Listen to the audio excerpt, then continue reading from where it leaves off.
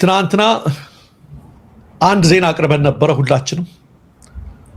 ወይዘሮ አዳነች አቤቤ ለመስተዳድሩ ባለስልጣናትና ከተሞች መኪና ሸለሙ ብለን ነበር ያቀረብነው እና በእውነት ነው ምልሽ መቲ እኔ የሸለሙት መኪና 10-15 መስሎኝ ነበር። ትናንትናው ዜና ላይ ጧት ስናቀርበው ማለት ነው። ስንት መኪና እንደሸለሙ ታውቂያለሽ? 114 መኪና ለ33 ክፍለ ከተሞች ላይ ያሉ ኃላፊዎች 3 ለእያንዳንዳቸው 99 መኪና። አዲስ አበባ ዋናው መስተዳድር ላይ ያሉት 15 መኪና ለጓደኞቻቸው እዛው ያሉት አጠቃላይ 99 እና 15 114 መኪና። የአንዱ መኪና ዋጋ ስንት ነው ታውቂያለሽ? 20 ሚሊዮን ምናምን ብር፣ ከ20 ሚሊዮን ብር በላይ ስትመቹ በ114 መኪና ከቢሊዮን ብር በላይ ነው የወጣው። ሚሊዮን አይደል፣ ከቢሊዮን ብር በላይ ለ114 መኪና የወጣው ገንዘብ ማለት ነው።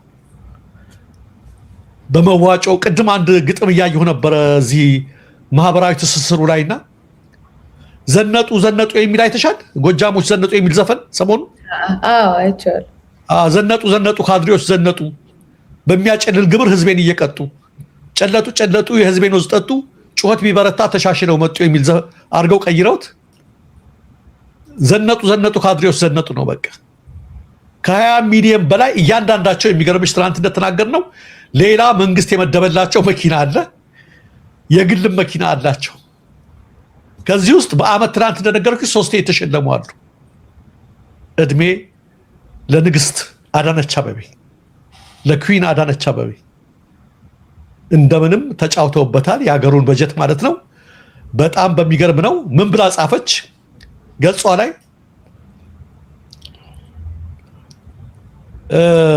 የስራ አፈጻጸም ትጋት ያሸልማል። በዚህ በያዝነው 2018 በጀት ዓመት የህዝባችን ተጠቃሚነት የሚያረጋግጡ ስራዎችን በመስራት የላቀ ውጤት ላስመዘገቡ ሽልማት አበርክተናል ብላ ጻፈች። በ2018 የላቀ ውጤት ላመጡ ትናንትና አግሬሻለሁ። ምን ነው ሽልማቱ ሌላ ነገር ቢሆን አነስ ያለ ነገር ቢሆን ብዬሻለሁ።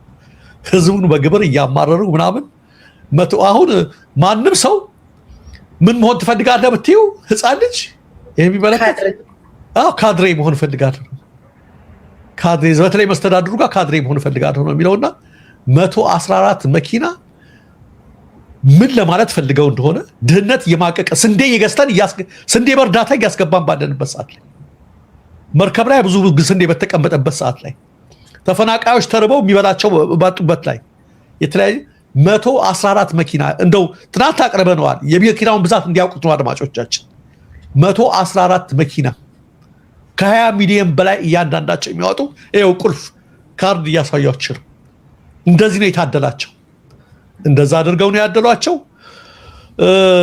በጣም ነው የቀለዱብን።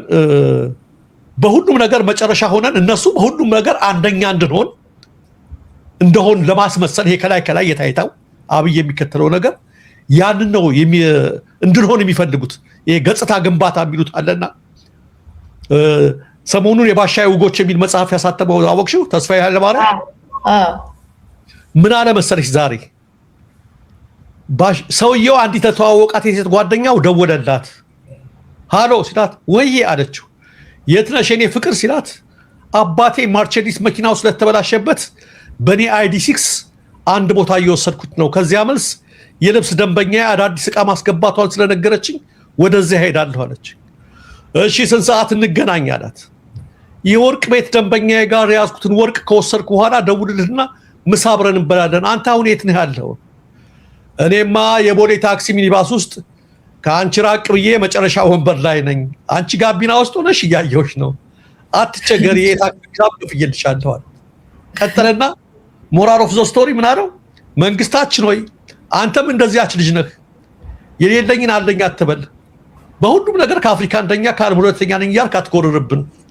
የድሃ ህዝብ ገዥ ነህ። በየጊዜው አዳዲስ የግብርና የታክስ አይነት እያመጣህ አታስመርረን። ሰልችቶናል። ጉራን ተወውና ታክሱን እንኳን ቀንስልናል። እንደዚህ ነው እየሆኑ ያሉት እና አዳነች አቤቤም የድሃ ገዢ አይደለም የሚመስሉት። በየትም ሀገር በአውሮፓም ሀገር የዚህ አይነት ሽልማት አይሰጥም። እድሜ ዳው እንደዚህ ያደሩ እንዴት ያሳፍራል። በቃ እንዴት ያሳፍራል። ግን የሚበላው ባጣ ማህበረሰብ መሀል መሄጃ ባጣ ራሱን በሚያጣ ራሱን እያጠፋ በቃ ምርር ያለው ማህበረሰብ ውስጥ በየስደቱ በሚንከራተትበት በዚህ ሞት ባለበት መንገድ ሁሉ ወጣቱ መኖር አቅቶት እየተሰደደ እነሱ እንዲህ እየተቀባበሉ ምናምን ሾው ሲያሳዩ ማለት ነው። እንዴት እንደሚያሳፍር እንደዚህ ሆኖ መሞት ግን በጣም አሳፋሪ ነው። በትላንትና ልጠቅስልህ የፈለኩት ነገር ይሄ መጀመሪያ ዙር እንዳልሆነ እንዲታወቅልን እንወዳለን።